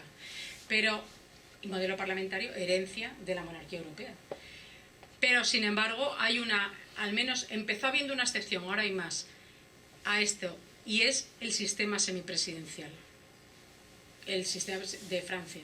La Quinta República Francesa lo que hace es hacer, no se atreve de nuevo a derivar hacia una república presidencial, pero sí hace una corrección del parlamentarismo, porque a principios del siglo XX el parlamentarismo entra en crisis, hay que hacer muchas correcciones porque hay países emergentes con una gran potencia como es Estados Unidos, que no es parlamentario, y empieza a haber pensadores, empieza a haber críticas, el sistema parlamentario es ineficaz porque hay demasiados debates, se retrasa demasiado las decisiones políticas, es mucho más eficaz un sistema presidencial donde el jefe del Ejecutivo decide y luego ya se verá y tal.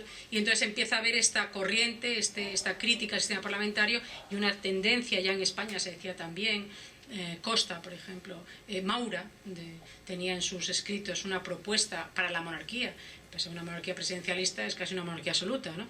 De hacer un sistema presidencialista. Entonces Francia corrige, no se atreve a hacer una república presidencialista, pero corrige hacia un sistema parlamentario, un sistema semipresidencialista, que lo que significa, tengamos en cuenta que Francia había dado el modelo de república parlamentaria. La Tercera República Francesa es la primera república parlamentaria en Europa, y de ahí copian todos los demás. Hazaña en nuestro caso, la Segunda República Española, pues Azañas había estudiado a fondo la Tercera República Francesa. Era la república parlamentaria por excelencia. Lo único que cambiaba, se mantenía la herencia monárquica, pero se cambiaba la figura del jefe del Estado, que en vez de ser hereditaria era electiva, pero por el Parlamento, en términos generales, ¿no? Y entonces Azaña se estudia la Tercera República Francesa, da un modelo de república parlamentaria, pero luego, a mitad del 20, incorpora también otro modelo, que es la república semipresidencial. Y lo que hace es volver al sistema prácticamente del 19, del doble ejecutivo, es decir, en el 19 era rey y gobierno, pues aquí es presidente, república y gobierno, porque hemos visto, ¿no?, en nuestra actualidad, de vez en cuando hay elecciones en Francia, lo que se puede producir es que el presidente de la República sea de un partido y el presidente del gobierno, de su gobierno, sea de otro. Con lo cual, esa es la cohabitación, esa es la necesidad de cohabitar en la que entran este sistema que parece más bien del siglo XIX, de doble ejecutivo, que se establece en Francia. Pero es que después de la caída del muro de Berlín hubo otros cuantos países que decidieron también reconstituirse como sistemas semipresidencialistas, ¿no? A ver dónde lo tengo. Pues, por ejemplo, Rusia, por ejemplo, Rumanía, por ejemplo, Lituania, Serbia, Ucrania, no sé si dije Bielorrusia, y a Francia pues se le unen además, a Francia estaba Portugal, Finlandia, Polonia y del mundo americano Colombia. Hay otros sistemas que son también semipresidenciales en África y en Asia, pero no son constitucionales, o sea, realmente no son democráticos, no tienen los principios democráticos y no se pueden incluir. Pero hoy serían los que... Así que en la Europa parlamentaria, de color parlamentario, habría que cambiar el tono a Francia, a Portugal, a Finlandia, a Polonia y a Rumanía, que son los que tienen un modelo semipresidencial. Y yo creo que de España no hemos hablado nada, pero es que nos hemos ido de tiempo totalmente, y ya entra dentro de todos estos ejemplos, dentro de estos ejemplos revolucionarios, el 12, y posrevolucionarios desde la Constitución del 37 hasta la nuestra actual. O sea que con esto acabamos. Pues muchas gracias, profesora Lario, y si le parece, damos un poco la oportunidad de algunas preguntas. Se ha repetido lo que sucedió hace 15 días con la conferencia de federación y confederación. Tal vez durante una parte inicial de la conferencia pensábamos dónde vamos a llegar para hablar de federación-confederación, dónde vamos a llegar para hablar de monarquía y república. Se hace un largo recorrido histórico maratoniano y cuando llegamos al final nos damos cuenta que se han acabado tratando los temas de los que estamos discutiendo. Se ha hablado de la reforma del Senado y por qué está implicado con el régimen constitucional, se ha vuelto a hablar del federalismo, el porqué de la existencia de una institución antigua en el siglo XXI, cuál es la razón de ello. Se ha hablado de bipartidismo y el origen del bipartidismo y el porqué también ese tipo de modelo de funcionamiento político, la relación entre Parlamento y Rey y los orígenes y por qué estamos donde estamos y los diferentes modelos. Incluso se ha hablado de algo, creo, y tal vez me equivoque, muy contemporáneo de la España actual, porque cuando hablábamos de republicanismo clásico, asamblearismo, no voy a ir a la España tan actual por no meterme en política. Me voy a quedar en la primera República Española, construcción de la República desde abajo, construcción de la República desde arriba, por no utilizar la palabra círculos. De todas formas, las preguntas o dudas que puedan surgir, no vaya a ser que caiga yo en la tentación de plantear las preguntas. Es más interesante que las planteen ustedes.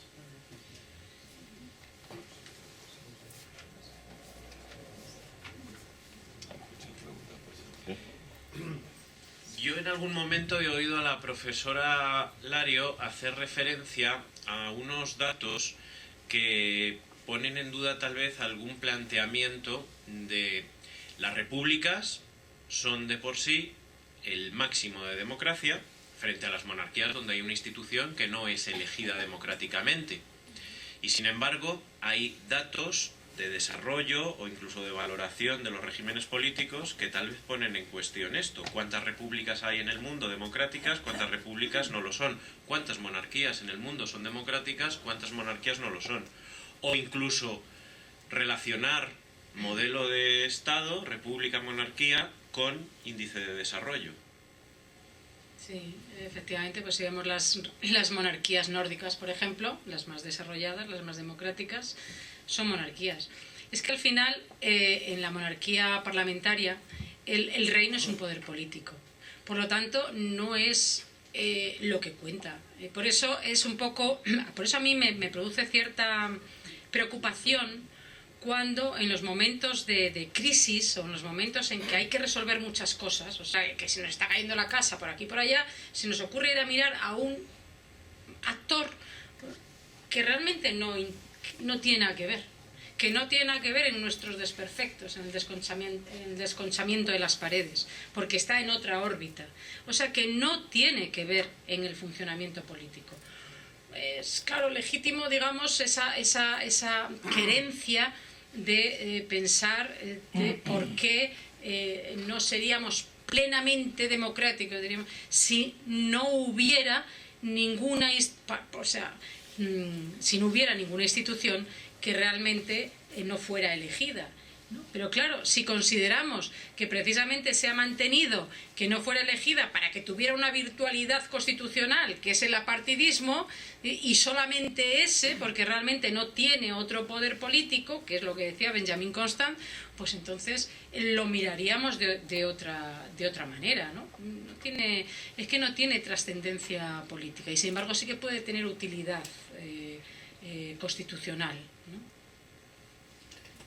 Yo, evidentemente, he nacido en la dictadura y he continuado con la monarquía parlamentaria y que ahora se están planteando, o me están planteando muchos colegas, incluso aquí, la disyuntiva entre, a lo que he venido a escuchar, entre monarquía y república, y estoy totalmente de acuerdo con Lario, con la conferenciante, que la disyuntiva que se me ha planteado es totalmente diferente. Es una disyuntiva entre república presidencialista o república parlamentaria.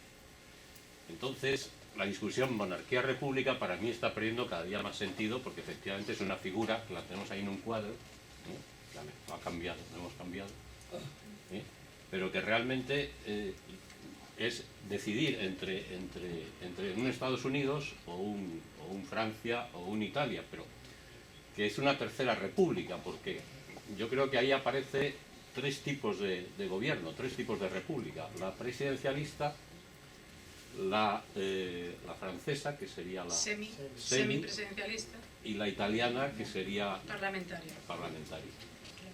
Y ahí tengo la gran duda de hacia qué enfocar a mis hijos. Claro, bueno, pero eso es importante, esa duda por lo menos hay que tenerla. Quiero decir, porque hoy día el debate está tan restringido y es tan poco, digamos, conocedor de la realidad, que es penoso, ¿no? Monarquía y república, y dice, bueno, monarquía y república, primero, ¿qué república? Y luego, si nos ponemos de acuerdo en qué república, vamos a ver las conveniencias, ¿no? Lo que nos conviene. Si es esta república, si es esta o si es esta. A mí si me dicen una república parlamentaria, yo diría no. Claro. No, ¿por qué? No quiero. O sea, no me interesa, no me sirve de nada, porque además es que pagas al presidente, a los que dejan de ser presidentes, a todos los expresidentes y a todas las elecciones, o sea que incluso la cuestión económica tampoco es cierta, porque tienes que mantener a todos los expresidentes cada 4 años o cada 2 años, que sea. O sea que tampoco es la cuestión económica. Y la cuestión funcional en un sistema parlamentario, realmente, si tiene algún sentido, es la monarquía, es un poder apartidista, sea lo que sea. Si es presidencial, pues habría que discutir mucho cómo nos organizamos. ¿Cómo nos organizamos? Hombre, pues ahora que vamos, o que se dice, a un sistema federal, si se sabe hacer bien o se organiza bien, bueno, pues a lo mejor sí podría. Hoy día, nuestro Senado actual, tal y como está en la Constitución, debería ser un Senado de representación de las autonomías. Y no lo es. Y no se ha puesto en funcionamiento. No lo es por la sencilla razón de que tenemos un problema, o sea que tendríamos también un problema. Tenemos un problema porque no se quiere el federalismo por las comunidades históricas, las que se llaman comunidades históricas, porque quieren tener un diferencial. Y un sistema federal es un sistema coordinado, absolutamente equilibrado, igual para todos, ¿no? Todos tienen su representación. Esto que hacen en Estados Unidos, dos senadores cada estado, ¿no? Entonces, claro, las comunidades históricas dicen, no, nosotros queremos algo más, porque somos históricas. Ya tenemos un problema. Entonces, si tenemos que organizar, por ejemplo, la República Presidencial y no nos ponemos de acuerdo en una representación institucional de esos estados federados, pues ya tenemos otro problema. O sea, y entonces nos acumulan los problemas. Y una república semipresidencial, pues no sé. Tengo ni idea. No sé realmente para qué. Es que creo que es un problema gordísimo, que se lo han organizado así los franceses. Ellos han sabido de alguna manera resolver cuando les toca la cohabitación, pero no le encuentro una funcionalidad real a este. Yo creo que ellos en su momento pensaron de lo absurdo de una república parlamentaria.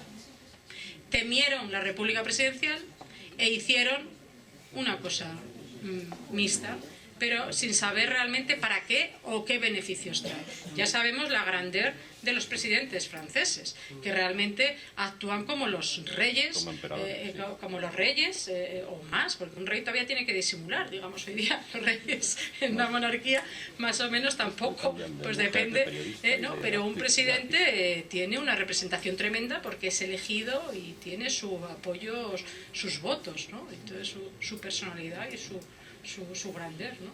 Entonces, pues realmente, al menos si se plantean las discusiones así y se sabe cuál es la problemática y se sabe para lo que hay una monarquía y qué es como qué república querríamos, podríamos hablar ya, digamos, civilizadamente y ver si nos interesa o no nos interesa. Pero lo que es absurdo es esta disyuntiva sin más conocimientos y sin más datos, monarquía y república. ¿Es absurdo o tiene su razón de ser? Hombre, tiene su razón de ser en nuestra historia, porque, claro, la Segunda República... ¿Y por qué? Esto es un tema interesante también, que no quiero que me parece una ocasión para recordarlo, ¿no? Pues porque nosotros, si nos damos cuenta, cuando decimos república, yo creo que inmediatamente cualquiera de nosotros, o hasta ahora al menos, se pensaba en una determinada república. En una república social, en una república de izquierda, pero una república puede ser cualquier cosa, igual, o sea, depende de los partidos que haya debajo. Pues hay una república con un gobierno conservador, una república con un gobierno de izquierdas, o con incluso un Le Pen, vete tú a saber, en un momento dado, ¿no? Pero a nosotros, ¿por qué nos pasa eso? Porque hemos tenido nuestra historia, nuestra Segunda República, porque la república en España llegó no tanto por la idea republicana como por el disfuncionamiento de la monarquía. O sea, la monarquía, el sistema constitucional monárquico, el liberal monárquico, no supo incluir el problema social cuando había que hacerlo, que es cuando se llama, cuando denominamos en historia el siglo de las masas. A finales del siglo XIX, principios del XX, toda la cuestión social pasa a ser protagonista y hay que dar una solución. Cuando hablábamos de Canalejas, Joyce George, pues son los que introducen las reformas sociales, el liberalismo social, o sea, una solución desde las instituciones a la cuestión social, ¿no? Esto en la monarquía no se hizo y por lo tanto se tuvo casi que establecer la república con esos objetivos, con los objetivos de introducir la cuestión social en el sistema político español. Y por eso nosotros, cuando recordamos la república o mencionamos república, decimos república socialista, incluso república de izquierdas. Fue nuestro caso, fue una coyuntura histórica, pero una república es cualquier cosa, es un sistema simplemente, una jefatura del Estado que es electiva, pero que caben todas las ideas y todos los partidos políticos, pues igual que una monarquía. Y entonces por eso la pregunta, el comentario que hacía de que hay repúblicas, bueno, hay repúblicas que no son constitucionales de entrada, ¿no? Y hay monarquías que tampoco. Y sin embargo, dentro del sistema constitucional, pues son equiparables la monarquía y la república. Que nos quede aquella cosa de tener una institución que no es elegida, pero es que precisamente, como decía Benjamin Constant, la queremos no elegida, porque no sabemos elegir nada más que por partidos políticos, así que, exactamente. Quería preguntar, porque, a ver, para Rousseau, en el contrato social dice que democracia y monarquía son términos antagónicos. porque dice que la democracia parte de la igualdad de todos ante la ley y la monarquía parte de la desigualdad de todos ante la ley, ¿no? También dice que en las monarquías el pueblo está más, sufre más los impuestos, está más lastrado de impuestos. O sea, parece como que efectivamente lo que he dicho antes, que en esencia son términos antitéticos. Claro, ¿no? para la época de Rousseau sí, porque estábamos en... No, porque nosotros vamos a estar peor que... O sea, ¿por qué las monarquías del norte escandinava está peor que Francia? ¿En impuestos? No, es que hoy día no existe. Hay una cuestión importante, digo, bueno, para continuar mi argumentación, es que Rousseau escribe en la época, efectivamente, en que la idea de república era esa, democracia, anarquía, y la monarquía que había era monarquía absoluta, era lo que es la monarquía absoluta. Y una de las cosas que tenemos que tampoco lo hacemos normalmente, pero es culpa, supongo, de todos los sistemas educativos, de lo que se introduce en las asignaturas y demás, pues todo el mundo, lo mismo que decía antes cuando pensamos en república, todo el mundo cuando piensa en monarquía conocemos estupendamente la monarquía absoluta y nos vamos a la monarquía absoluta.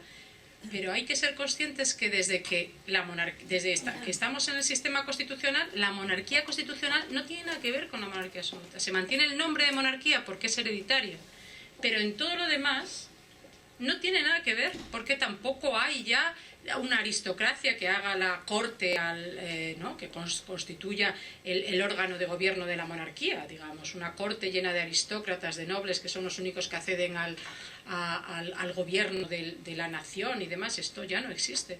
No existe constitucionalmente, o sea, no gobiernan más que no gobiernan de ninguna manera, porque incluso no gobiernan, ya hoy día casi gobierna más la economía, cualquier economía, que incluso los partidos políticos, aunque no te digo nada de la aristocracia. O sea, es que no hay ninguna diferencia realmente, ¿no? O sea, el pueblo no está más cargado de impuestos. No. Con monarquía, No, claro que no hay ninguna diferencia. Eso depende de nuestras leyes.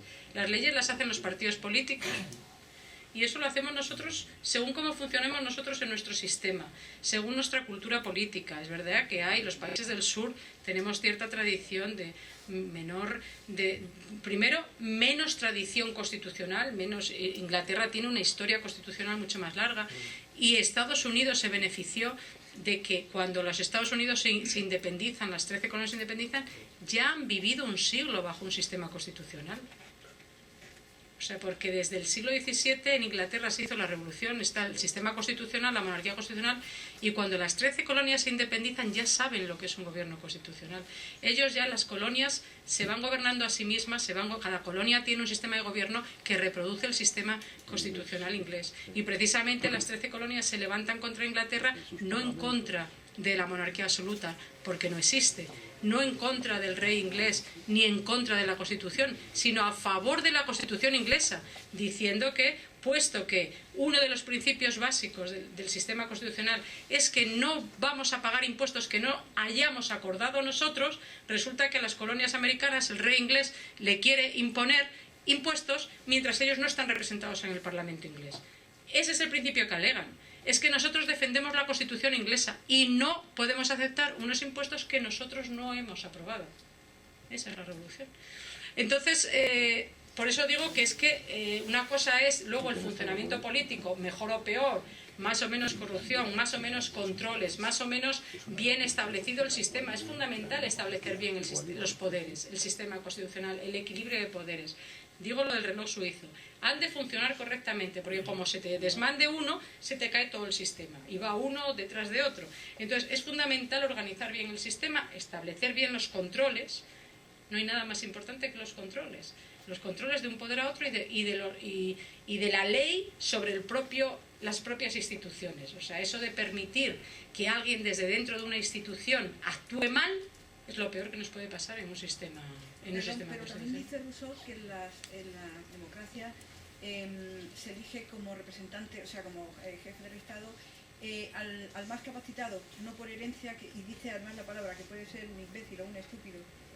Exacto. Pero es que nosotros, lo que hace la monarquía constitucional finalmente es sacar al rey del poder, de los poderes efectivos. Y así que al poder ejecutivo se le elige y al poder legislativo también. Ya, pero como jefe del Estado a lo mejor no es el más capacitado. No. Y el Poder Ejecutivo tampoco. No, Es que quería comentar que, por ejemplo, en la República Italiana, al presidente de la República no lo conoce nadie. No. Bueno, y a la italiana más porque tienen más problemas, pero Claro, al y alemán... además, ¿quién elige al presidente?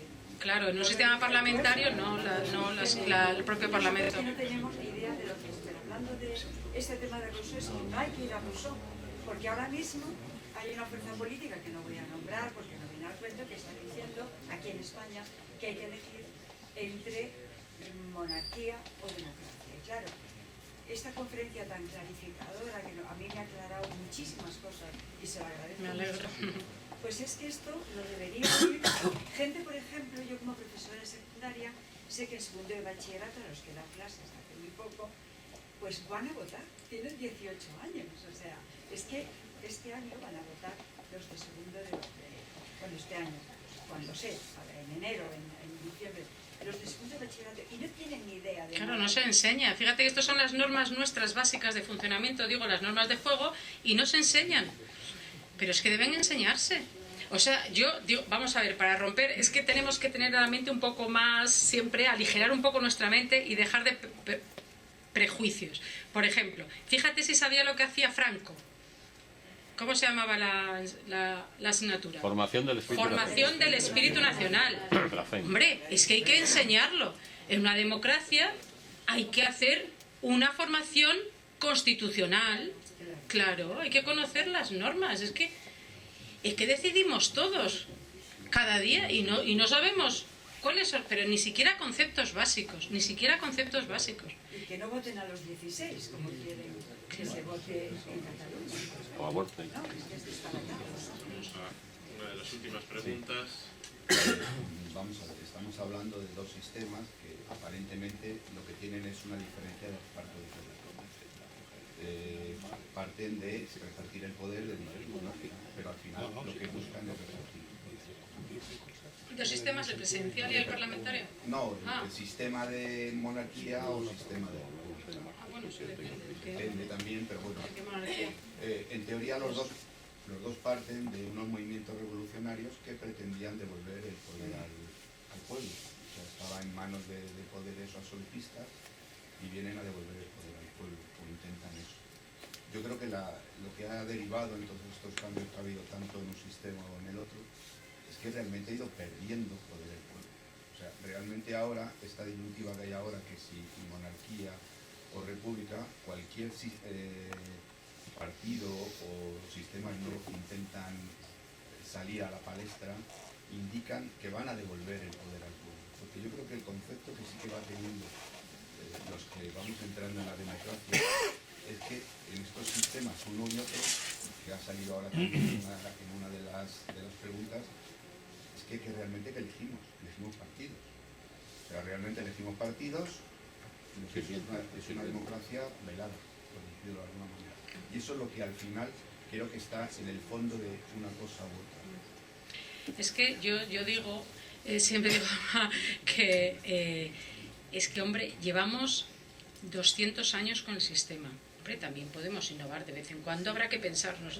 Fíjate el gran pensamiento que fue, la gran revolución que fue cambiar de un sistema a otro de una manera tan radical, ¿no? Establecer el sistema constitucional es una genialidad. Entonces, en algún momento hay también que nosotros alguna vez nos tocará introducir alguna novedad, mejoras, cambios.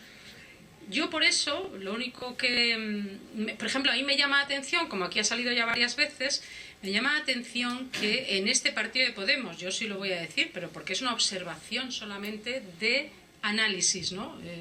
En este partido de Podemos, que son politólogos, que son de políticas de la Complutense, pues no salga precisamente este tema del republicanismo clásico, del humanismo que se llama ahora humanismo cívico, que el mundo anglosajón está en boga como alternativa para corregir los defectos, para dentro del sistema democrático liberal, corregir esta, digamos, apatía del ciudadano, no apatía, sino que no tenemos medios de participar más que diciendo sí o no prácticamente, un partido a otro, sino con un movimiento mucho más participativo. Claro, ahí no lo indican para nada. Yo me acuerdo de cuando estuve en el 15M, estuve observando, estuve en Sol, me acuerdo, y fotografié una pancarta, y eran de la Complutense también, en que sí que lo mencionaban. Entonces yo lo tengo en la foto como diciendo, hombre, qué barbaridad, pues claro, qué bien, ¿no? Eran alumnos y que sí mencionaban esto de la participación cívica, la virtud cívica, el humanismo cívico, es decir, más atención al común, para corregir un poco el exceso de individualismo. O sea, esta idea de que hay, digamos, dos corrientes que cada uno que habría hoy día hay dos corrientes, una predominante y la otra prácticamente desconocida, y lo que hay, si esta es desconocida, no se sabe muy bien qué alternativas, ¿no? Yo diría que esta habría que conocerla un poco más. Entonces, una es el neoliberalismo, en el sentido de que el liberalismo clásico dice... El neoliberalismo es una vuelta al liberalismo clásico, ¿no? El liberalismo clásico tuvo su evolución durante el 19 para corregirse en un liberalismo social, que es lo que nos trae hasta el Estado social de derecho que tenemos hoy día. Porque introduce los derechos sociales, la necesidad de que el Estado intervenga para corregir disfunciones y poner, digamos, a todos los ciudadanos en unas ciertas posición de salida igual en cuanto a educación, sanidad, etcétera, que son los derechos sociales. Y entonces el neoliberalismo es la doctrina que piensa, o sea, que eso es un fracaso, o sea, cuesta demasiado dinero el Estado social de derecho y hay que volver al Estado clásico, al laissez-faire, laissez-passer, le monde va de lui-même, que es lo que decía el Estado clásico. El Estado no interviene para nada y que cada uno, digamos, vaya a conseguir sus objetivos, porque lo que se decía en el mundo clásico es, si todos luchamos por nuestros objetivos, la suma de todos va a ser buena, ¿no? Esa es un poco la idea. Luego vemos que no es así, porque en cuanto entramos todos en caos, el Estado tiene que intervenir, y de hecho los propios, ¿no?, le mandan intervenir para corregir ciertas cosas, ¿no? Y en esta doctrina neoliberal pues se sigue manteniendo la presencia casi, digamos, simbólica del ciudadano en las elecciones, y sin más. Por eso digo que hay esta otra corriente que, sin pretender ninguna otra cosa rara en cuanto... Simplemente es favorecer o promover que el individuo participe un poco más en lo común, se ocupe un poco más de lo común, porque a la vez crea una mentalidad de que, digamos, para que, igual que en una familia, si queremos que la familia vaya bien, digamos, todos ponemos un poquito en la familia, pues de la misma manera es ese sentido de lo común, ese sentido del bien público, ese sentido de lo cívico, lo que aportaría esta corriente, ya digo, que se mueve en el mundo anglosajón del humanismo cívico. No sé si recordáis que hubo hubo una vez un escándalo en la prensa. A lo mejor yo, porque trabajo más estos temas, me tuvo más eco, pero se habló mucho, un poco cínicamente, de que creo que era Zapatero de aquella, habían hablado de monarquía republicana, no sé si alguno se acuerda. Sí. Monarquía republicana, y todo el mundo diciendo, ya se le ha ido totalmente, ya no sabe lo que dice, ¿no? Es una curiosidad, porque eso fue influencia de uno de estos republicanos clásicos, Petit, que escribió un artículo en La Vanguardia, está un artículo en La Vanguardia en agosto del 2004, está en el Cultural, y que simplemente venía a decir lo que ya se decía, ya decía que nuestras monarquías constitucionales son unas monarquías republicanas, o sea que sobre el fundamento de una organización republicana, res pública, de cosa pública, atendiendo al común, a los ciudadanos y tal, se crea una superestructura, una jefatura de Estado monárquica. Eso lo decía ya Benjamin Constant, existía una monarquía republicana. Y este hombre Petit lo dijo queriendo decir precisamente que este republicanismo clásico que se mueve por el mundo anglosajón, o humanismo cívico, es que lo de republicanismo, como es un poco complicado, pues a veces se cambia a lo de humanismo para que no cree confusiones, no es antimonárquico, que no tiene por qué ser antimonárquico, porque aunque se llame republicanismo clásico, no afecta a la monarquía, afecta al funcionamiento común de la sociedad y de los organismos políticos, ¿no? Y en este sentido, pues, no sé, quería mencionar esto porque a veces hay debates que uno se queda diciendo, pues, desconocimiento. Desconocimiento de lo que es la monarquía constitucional, que se llama monarquía republicana, igual que a las repúblicas latinoamericanas se les llamaron, por ejemplo, Simón Bolívar, repúblicas monárquicas. Porque son repúblicas que tienden a un fuerte poder centralizado, que ellos consideraban que se necesitaba un poder centralizado porque se asociaba república a federación y monarquía a unión. Y por lo tanto, cuando al principio de sus revoluciones buscaban un sistema, hablaban de repúblicas monárquicas. Bolívar, ahora que está Venezuela con Bolívar, pues Bolívar decía exactamente eso. Yo creo que ya por la hora que es podemos levantar la sesión agradeciendo a la profesora Alario no